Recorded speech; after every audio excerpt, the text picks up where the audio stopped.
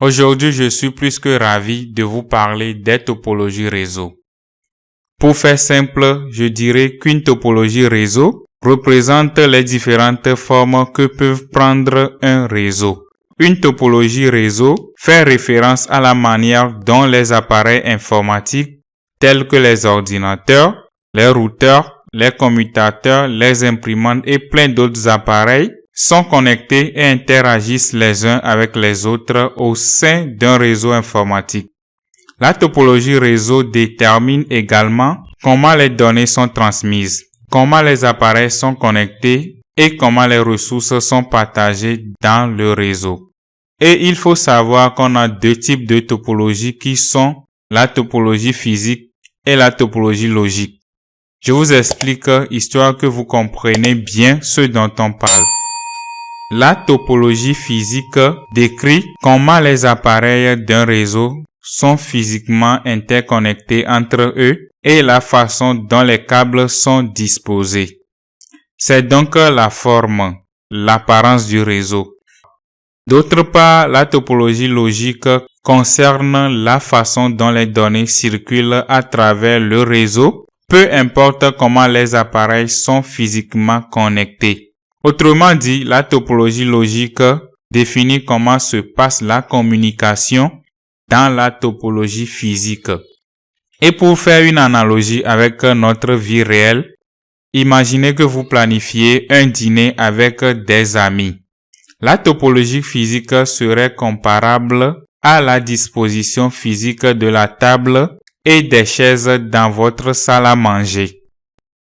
Vous pouvez décider de mettre une grande table au centre de la pièce, entourée de chaises en cercle. Vous pouvez également disposer vos chaises horizontalement si vous le souhaitez. Et en vrai, rien ne vous empêche de disposer votre table et les chaises comme vous voulez. Peu importe ce que vous décidez, la disposition finale représente la configuration physique du dîner. Et en informatique, ces dispositions sont appelées topologies physiques et il en existe plein. Maintenant, la topologie logique serait la façon dont les conversations se déroulent pendant le dîner. Soit chacun peut parler à l'autre s'il le désire, ou les discussions peuvent se faire en passant uniquement par vous ou le plus âgé. Ou dans d'autres cercles, une seule personne peut parler à la fois en demandant d'abord l'autorisation au responsable. J'avoue qu'il y a plein de scénarios possibles et chaque scénario de communication peut être comparé à une topologie logique en réseau informatique. Voilà, l'idée est là.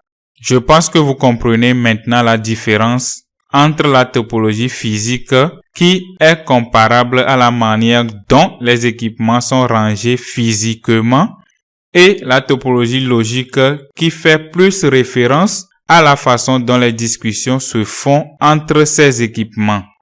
De la même manière que l'exemple qu'on vient de voir, en réseau informatique, il existe une multitude de topologies possibles.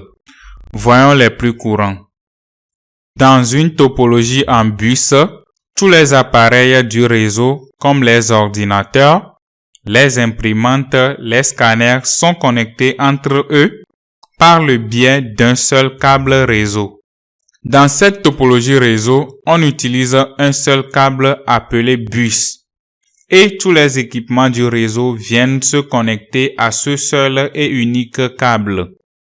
Franchement, j'avoue que ce n'est pas pratique du tout. Et ce, pour trois raisons majeures. La première est que parce que toutes les machines utilisent le même câble, si ce câble venait à s'endommager, alors le réseau n'existe plus. Il n'y a plus de communication possible étant donné que tous les appareils partagent ce seul câble commun qui est endommagé.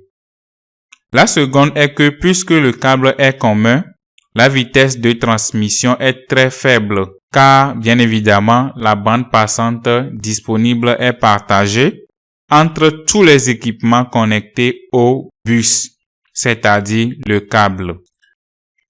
Et en dernier, étant donné que le câble de transmission est commun comme on vient de le dire, Il ne faut surtout pas que deux ordinateurs communiquent simultanément. Sinon, bam, ça crée des collisions. Heureusement qu'il existe d'autres topologies réseau. Dans une topologie en étoile, les ordinateurs sont tous connectés à un équipement central comme le hub, le commutateur ou le routeur par exemple.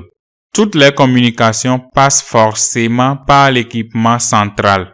C'est-à-dire que quand deux ordinateurs parlent entre eux, la communication passe forcément par le matériel central, ce qui facilite bien évidemment la gestion et l'identification des problèmes.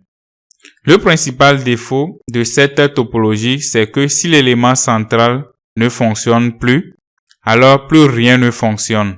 Toute la communication est impossible. Cependant, il n'y a pas de risque de collision comme c'était le cas avec les topologies en bus. Je vous rappelle que si vous reliez des ordinateurs à un hub ou concentrateur, la topologie physique sera l'étoile, car bien évidemment le hub sera au cœur de votre réseau. Mais la topologie logique sera le bus.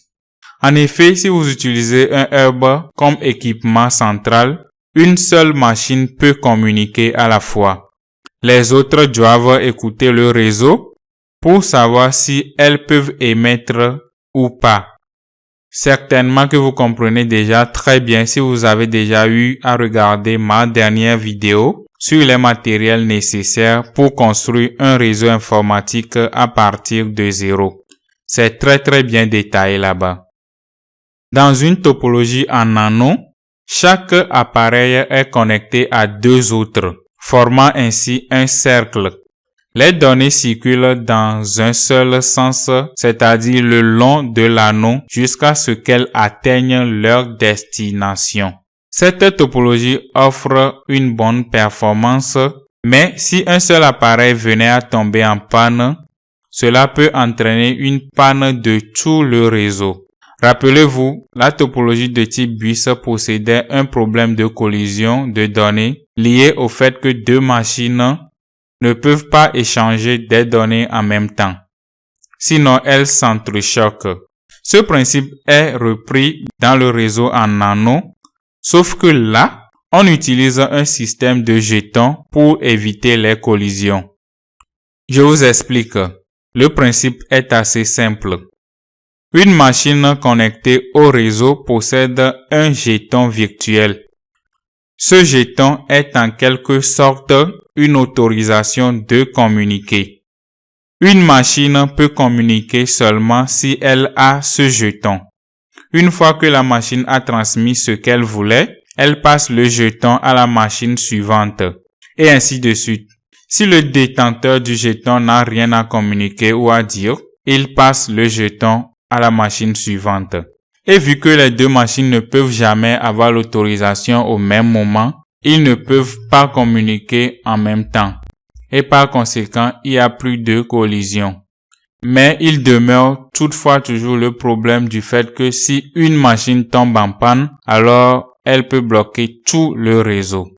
Et dans ce cas précis, la topologie physique est un anneau comme on vient de le voir, et sa topologie logique est appelée token ring ou anneau à jetons, dû au fait que les machines se transmettent les jetons entre eux pour pouvoir communiquer.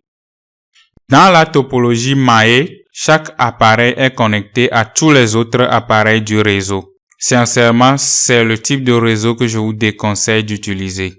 Le principe de la topologie Mae est de relier tous les ordinateurs entre eux. Comme ça, aucun risque de panne générale si une machine tombe en panne. Mais malheureusement, cela nécessite trop de câbles. Pour n ordinateurs par exemple, la formule pour connaître le nombre de câbles est de multiplier n par n-1, le tout divisé par 2. Donc, rien qu'avec 10 ordinateurs par exemple, on aura besoin de 45 câbles. Cette topologie reste très peu utilisée vu la difficulté à mettre en place une telle infrastructure. Histoire de vous faire halluciner, imaginez une école où il y a 500 ordinateurs. Si on voulait relier tous les ordinateurs entre eux, on aurait besoin de 124 750 câbles.